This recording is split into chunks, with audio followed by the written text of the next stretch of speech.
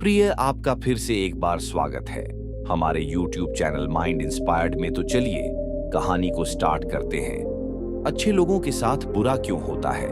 ये सवाल हर किसी के मन में कभी ना कभी उठता है। जीवन में कठिनाइयों का आना और विपत्तियों का सामना करना हर व्यक्ति के लिए अनिवार्य है, लेकिन अच्छे लोग अक्सर सोचते हैं कि उनके साथ ही ऐसा क्यों होता है। बुद्ध कहते हैं कि यह हमारे कर्मों का चक्र है जो समय के साथ अपना फल अवश्य देता है। बुरे हालात हमें कमजोर नहीं बल्कि और अधिक मजबूत बनाते हैं। आइए आज की इस कहानी के माध्यम से यही समझेंगे। लेकिन कहानी में आगे बढ़ने से पहले अगर चैनल पर नए हो तो जरूर सब्सक्राइब कीजिए और कमेंट में जरूर बताइए आज की कहानी कैसी लगी। बहुत समय पहले हिमालय की तलहटी में बसे एक छोटे से गांव में देव नामक एक युवक रहता था। देव एक ईमानदार किसान था, लेकिन उसकी पहचान केवल एक साधारण किसान तक सीमित नहीं थी। वह अपनी करुणा, सेवा और निष्कपट स्वभाव के लिए दूर दूर तक प्रसिद्ध था। कोई भी जब परेशानी में होता तो देव उसकी मदद के लिए सबसे पहले खड़ा होता। गांव वाले उसकी प्रशंसा करते, लेकिन उसका जीवन लगातार कठिनाइयों से घिरा रहता था। देव के जीवन का सिद्धांत था, अच्छाई करो और फल की चिंता मत करो। लेकिन विडंबना यह थी कि उसकी अच्छाई का फल उसे कभी सीधे सीधे नहीं मिला। हर कठिनाई में उसने सिर झुकाए सह लिया। लोगों ने उसकी प्रशंसा की, लेकिन उसकी परेशानियों को जल्द ही भुला दिया। समय बीतता रहा और देव की समस्याएं बढ़ती चली गईं। एक साल देव ने बड़ी मेहनत से अपनी फसलें उगाई थीं। उसने हर दिन सूर्योदय से पहले खेतों में काम शुरू किया और देर रात तक मेहनत की। उसके दिल में यह विश्वास था कि उसकी मेहनत का फल उसे अवश्य मिलेगा। लेकिन एक दिन अचानक आसमान में बादल घिर आए और तेज बारिश के साथ ओले गिरने लगे। देव का खेत जो सुनहरे धान से लहलहा रहा था अब बर्बाद हो चुका था। देव ने जब अपने खेतों की हालत देखी तो उसका दिल बैठ गया। उसकी पत्नी जो हमेशा उसके साथ खड़ी रहती थी, ये देखकर बहुत दुखी हो गई। वह देव के पास आई और बोली, क्यों हमारे साथ ऐसा होता है देव? हम तो हमेशा दूसरों की मदद करते हैं, फिर भी हमारे साथ ही यह सब क्यों हो रहा है?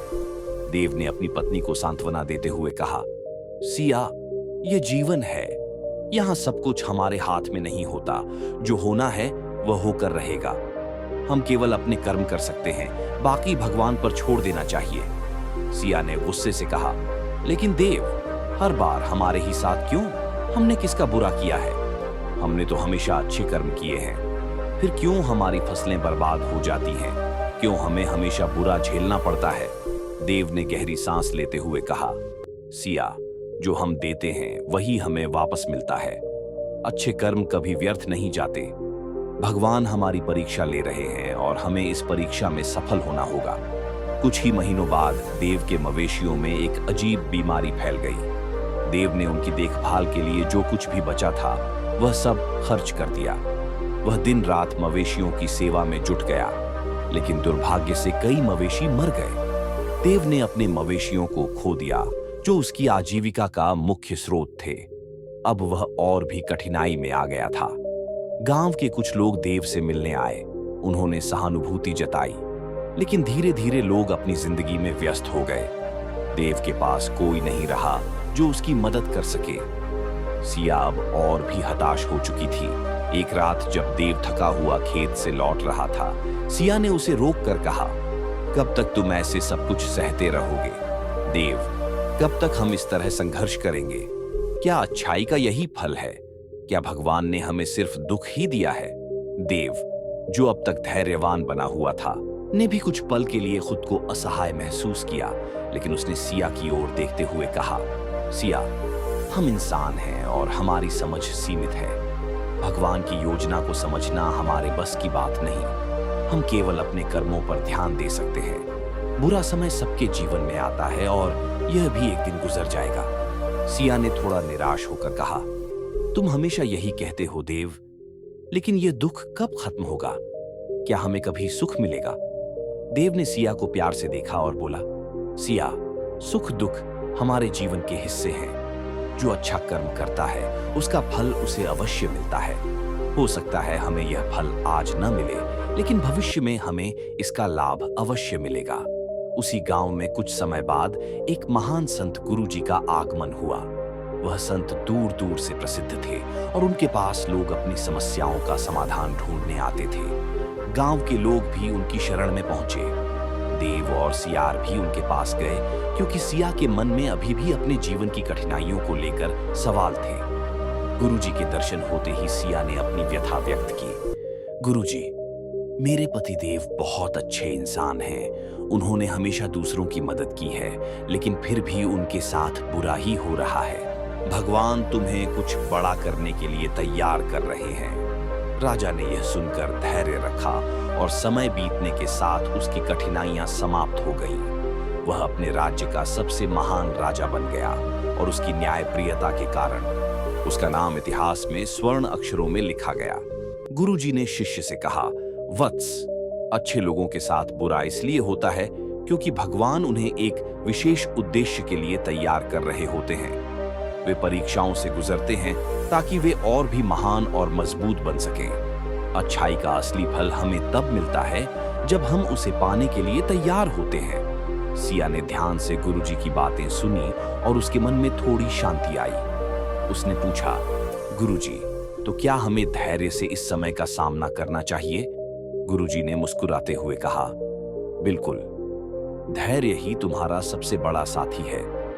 जीवन की कठिनाइयां अस्थायी होती हैं, लेकिन तुम्हारे अच्छे कर्म सदा के लिए होते हैं। जीवन में अगर तुम धैर्य रखोगे तो तुम्हें अपने कर्मों का फल अवश्य मिलेगा। गुरुजी की शिक्षाओं ने देव के जीवन में एक नई दृष्टि दी। उसने अब यह समझ लिया था कि जीवन की कठिनाइयां उसे और मजबूत बनाने के लिए है लगा। उसने सोचा, अगर मैं इन कठिनाइयों से गुजर रहा हूं तो इसका मतलब यह है कि भगवान मुझे किसी बड़ी जिम्मेदारी के लिए तैयार कर रहे हैं। सिया भी अब देव की तरह धैर्य रखने लगी। उसने अपने जीवन की परेशानियों को भगवान की परीक्षा मानकर स्वीकार कर लिया। वह जानती थी कि एक दिन उनका संघर्ष समाप्त होगा और उन्हें अपने अच्छे कर्मों का फल अवश्य मिलेगा। समय बीतता गया और देव के जीवन में धीरे धीरे परिवर्तन आने लगा। उसकी मेहनत और गुरुजी की शिक्षाओं ने उसे गांव के लोगों के लिए एक आदर्श बना दिया। जब गांव के लोग कठिनाइयों में होते तो वे देव के पास आते और उससे परामर्श लेते। देव ने गुरुजी की शिक्षाओं को सबके साथ साझा किया और धीरे धीरे गांव में एक नई चेतना आई। देव ने अपने जीवन को एक नई दिशा में मोड़ लिया। अब वह केवल अपनी फसल और मवेशियों की देखभाल ही नहीं करता था, बल्कि उसने गांव के लोगों को भी प्रेरित करना शुरू कर दिया। गांव वाले उसकी कहानियों और उसके अनुभवों से सीखते थे। देव ने अब खुद को जीवन के किसी भी संकट से ऊपर उठने के लिए तैयार कर लिया था। कुछ सालों बाद गांव में फिर से सूखा पड़ने लगा। किसान अपने खेतों में मेहनत करते, लेकिन फसलें नहीं उगती। देव ने देखा कि लोग निराश और हताश हो गए हैं। किसी के पास कोई उपाय नहीं था। देव ने सोचा कि अब समय आ गया है कि वह अपने जीवन के अनुभवों का उपयोग कर गांव के लोगों की मदद करे। उसने गांव के सभी किसानों को बुलाया और कहा, हमारे सामने जो समस्या है वह केवल हमारी मेहनत की परीक्षा है। हम सब ने अच्छे कर्म किए हैं और हमें इन कर्मों पर विश्वास रखना चाहिए। सुख तो अस्थायी है, लेकिन हमारी मेहनत और धैर्य हमेशा हमारे साथ रहेंगे।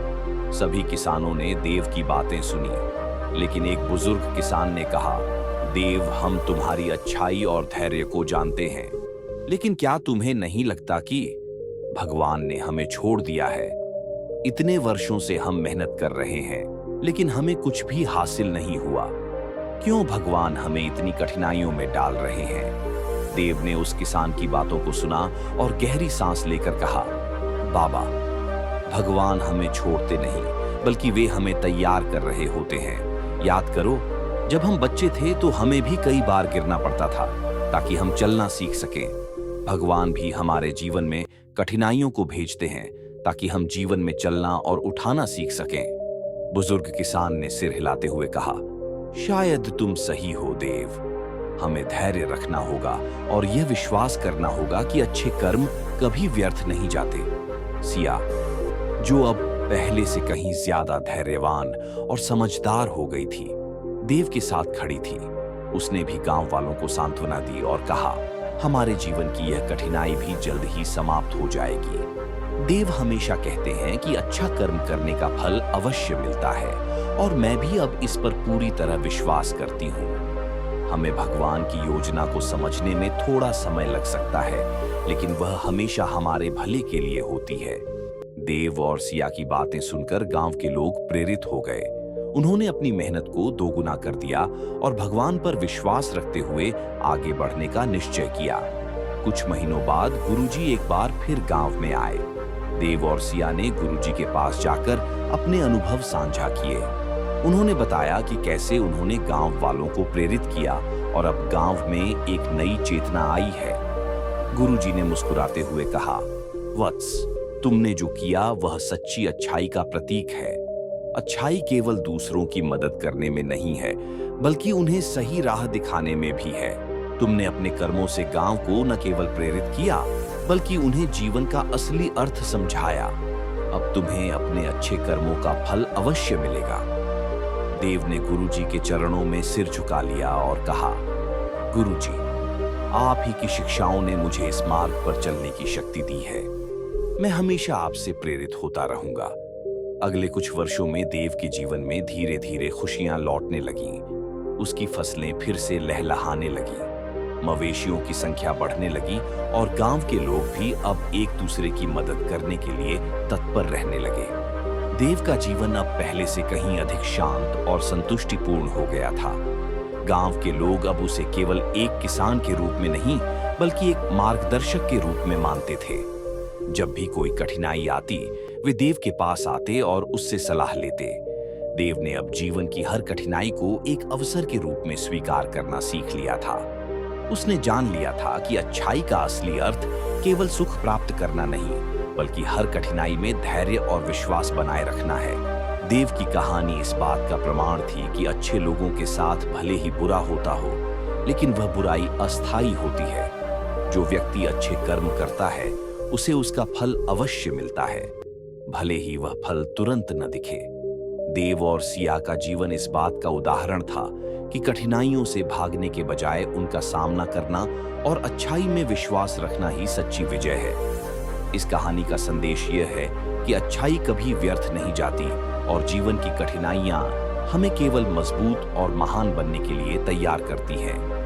जो व्यक्ति धैर्य और विश्वास के साथ अपने कर्म करता है, उसे एक दिन अवश्य ही सफलता मिलती है।